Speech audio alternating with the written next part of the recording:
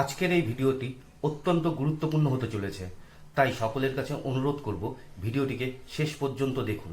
এক মাস আগে একটি ভিডিওতে বলেছিলাম জুলাই মাসটা জাতিসংঘে ভারতের জন্য অত্যন্ত ইম্পর্টেন্ট হতে চলেছে, কারণ জুলাইয়ে জাতিসংঘের প্রেসিডেন্সির দায়িত্ব সামলানোর কথা পাকিস্তানের। অর্থাৎ পাকিস্তান ইচ্ছা মতো রেজলিউশন আনতে পারে, ডিবেটকে কন্ডাক্ট করতে পারে এবং ডিবেটকে পরিচালনা করতে পারে। সব মিলিয়ে জুলাই মাসটিতে পাকিস্তান যে নিজেদের মতো গেম প্ল্যান সাজানোর চেষ্টা করবে তা বারবার আমি বিভিন্ন ভিডিওতে আপনাদের সামনে বলেছি। তবে আজকে নজিরবিহীনভাবে পাকিস্তানকে বাইপাস করে ডোনাল্ড ট্রাম্পের সঙ্গে সংঘাতে জড়িয়ে পড়ল ভারত। অপারেশন সিন্দুর প্রসঙ্গ উঠবে আমরা জানতাম, পাকিস্তান এবং ভারতবর্ষের সিজ ফায়ার নিয়ে কথাবার্তা হবে সেটাও জানতাম, কিন্তু 193টা দেশের সামনে ডোনাল্ড ট্রাম্পের শান্তির দূত হওয়ার প্রতি নিজের যে চেষ্টা সেটা যে সকলের সামনে তিনি করে ফেলবেন সেটা হয়তো আমরা বুঝতে পারিনি। আজকে ডোনাল্ড ট্রাম্পের প্রতিনিধি সরাসরি জাতিসংঘের ইউনাইটেড নেশন সিকিউরিটি কাউন্সিলে দাবি করেন অপারেশন সিন্দুরের পরবর্তী সময় ভারত এবং পাকিস্তানের মধ্যে যে সিজ ফায়ার হয়েছে তা নাকি করিয়েছেন ডোনাল্ড ট্রাম্প। রাষ্ট্রসংঘে শুধু বলাটা বাকি ছিল আমেরিকার।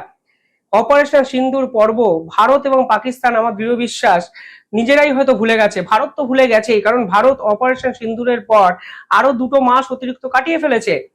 ট্রেড ওয়ার চলছে বিভিন্ন জায়গায়, একের পর এক অ্যাগ্রেসিভ ডিসিশন নিচ্ছে ভারত। সেখানে দাঁড়িয়ে বারবার অপারেশন সিন্দুরের প্রসঙ্গ টেনে আনা এটা প্রমাণ করে যে ডোনাল্ড ট্রাম্প সামগ্রিকভাবে আমেরিকার প্রশাসন চালাতে ব্যর্থ। কেন আমি বলছি? দেখুন, নির্বাচনের আগে ডোনাল্ড ট্রাম্প কি বলেছিলেন? তিনি বলেছিলেন গোটা পৃথিবীর যুদ্ধ তিনি থামিয়ে দেবেন। আমেরিকার ইতিহাসে বহুদিন পর ইরানের উপর আক্রমণ করেছে, বোম্বিং করেছে একমাত্র ডোনাল্ড ট্রাম্পের সরকার। তা নিয়ে আমেরিকানবাসী কিন্তু ক্ষুব্ধ। পাশাপাশি ইলন মাস্কের সাথে ডোনাল্ড ট্রাম্পের সম্পর্ক এখন যে জায়গায় গিয়ে পৌঁছেছে তা আন্তর্জাতিক স্তরের কাছে অন্তত ডোনাল্ড ট্রাম্পের যে আসল মুখোশ তা কিন্তু এক্সপোজ করে দিয়েছে। এই প্রেক্ষাপটে দাঁড়িয়ে ডোনাল্ড ট্রাম্প বোঝানোর চেষ্টা করছেন তিনি ভারত পাকিস্তান নিয়ে ভেবেছেন, ভারত পাকিস্তানের মধ্যে সংঘর্ষ বিরোধী তিনি করেছেন। আমেরিকার পক্ষ থেকে আজকে রাষ্ট্রসংঘে কি দাবি করা হলো? পরিষ্কারভাবে আমেরিকার প্রতিনিধি যিনি যে কথা বলেছে আমি একটু আপনাদের দেখানোর চেষ্টা করছি, তাহলে আপনারা বুঝবেন একই রকম গেম প্ল্যান। নিজে মহৎ, নিজেই সর্বসের্বা, নিজেই শান্তির দূত, তিনিই নোবেল পাওয়া দাবিদার, রাষ্ট্রসংঘটা অব্দি বাদ দিল না আমেরিকার ডোনাল্ড ট্রাম্প। সেখানে বলা হয়েছে across the globe the United states continues to work with parties two dispute wherever possible to find peaceful solution। এবার এখানে দেখুন, পিসফুল সলিউশন নাকি আমেরিকা করিয়ে দিয়েছে এবং সেখানে ভারত পাকিস্তানের পর্ব তারা বলেছে এবং বলেছে ডিএসকেলেট করতে। বোম্বিংটা করলো কে? ইসরায়েল এবং ইরানের যুদ্ধ কি থামাতে ডোনাল্ড ট্রাম্প পারলেন? বিভিন্ন রিপোর্টসে বলছে যে ইসরায়েল এবং আমেরিকা ইরানের উপর আক্রমণের প্ল্যান করতে শুরু করে দিয়েছে এবং তা নাকি শতাব্দীর ভয়ানক হামলা হবে। রাশিয়া ইউক্রেনের যুদ্ধ ডোনাল্ড ট্রাম্প কি থামাতে পেরেছেন? না পেরে তিনি রাশিয়াকে, পুতিনকে 50 ডেজ টাইম দিয়ে দিয়েছেন যে 50 দিনের মধ্যে সিদ্ধান্ত নাও। রাষ্ট্রসংঘে গিয়ে আমেরিকা দাবি করছে তারা নাকি শান্তি রক্ষার কাজ করেছেন, যেখানে তাদের দেশ 1 মাস আগে ইরানের সঙ্গে যুদ্ধে জড়িয়ে পড়েছিলেন। এই দাবি করার ঠিক পরেই ভারতের পক্ষ থেকে এক বিস্ফোরক দাবি করা হয়। ডোনাল্ড ট্রাম্পের যে মুখোশ ছিল আন্তর্জাতিক স্তরে 193টা দেশের সামনে, তা টেনে হিচড়ে খুলে দিয়েছে ভারত। সেখানে পরিষ্কার বলেছে কোনোভাবেই ডোনাল্ড ট্রাম্প আমাদের সিজ ফায়ার করতে সাহায্য করেননি।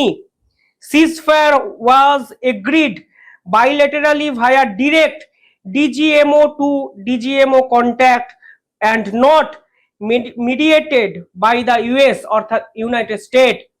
পরিষ্কার বলা হয়েছে, পাকিস্তানের পক্ষ থেকে ভারতকে বলা হয়েছে তারা আর গুলি চালাবে না, তারা যুদ্ধ বন্ধ করতে চায় এবং পাকিস্তানের সেনাপ্রধান এবং ভারতবর্ষের ডিরেক্টর জেনারেল যে আমাদের যে মিনিস্ট্রি আছে তাদের সঙ্গে সেনাপ্রধানের কথা হয়েছে। কোনোভাবে আমেরিকা এই পুরো বিষয়টায় ঢোকেনি। বিদেশ দপ্তরের স্ট্র্যাটেজিটা পরিষ্কার, যা বলবে পাল্টা দাও, সত্যি কথা আন্তর্জাতিক স্তরে বলো, কোন রকম ইকুয়েশন মেনটেন করতে হবে না। যখন এই ডোনাল্ড ট্রাম্প তোমার উদারতার সুযোগ নিয়ে তোমার পিছনে ছুরি মেরেছে, যখন ওয়ার্ল্ড ট্রেড অর্গানাইজেশনে গিয়ে স্টিল, অ্যালুমিনিয়াম, অটোমোবাইল পার্টসের উপর ট্যারিফ লাগিয়েছে, তখন প্রথমে 68,000 কোটি টাকা ট্যারিফ চাপানো, পরবর্তীকালে আন্তর্জাতিক স্তরে ডোনাল্ড ট্রাম্পের মুখোশটা খুলে দাও।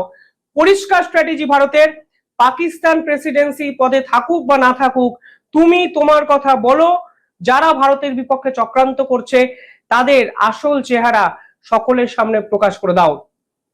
শুধু তাই নয়, এখানে পাকিস্তানের এই দাবি মানে আমেরিকা এবং পাকিস্তানের যৌথ দাবিকে পাল্টা দিয়ে ভারত আরো বলেছে কোনো অবস্থাতেই ডোনাল্ড ট্রাম্প এই যুদ্ধ তো থামাননি, উল্টে মার্কো রুবিরিও ফোন করেন ডক্টর জয়শঙ্করকে।